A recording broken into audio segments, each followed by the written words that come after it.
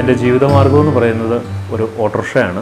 ഞാൻ ഈ വണ്ടി ഓടിച്ചാണ് ഓട്ടം പോയാണ് എൻ്റെ കാര്യങ്ങളൊക്കെ പോകുന്നത്. എനിക്ക് വാഹനവുമായിട്ട് പോകുമ്പോൾ ദൈവം വലിയ കൃപ നൽകാറുണ്ട്. കാരണം വൈഫിന് മേലാതിരുന്നേ പിന്നെ ഞാൻ സ്റ്റാൻഡിൽ പോയി ഓടാറില്ല. ഞാനിവിടെ വീട്ടിൽ തന്നെയാണ് കൂടുതൽ സമയവും ആയിരിക്കുക.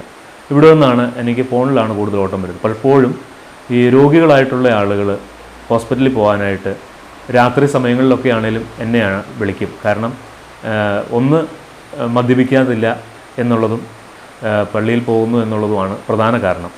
അങ്ങനെ ഈ ശുശ്രൂഷ അതൊരു ശുശ്രൂഷയായിട്ടാണ് കാണുന്നത്.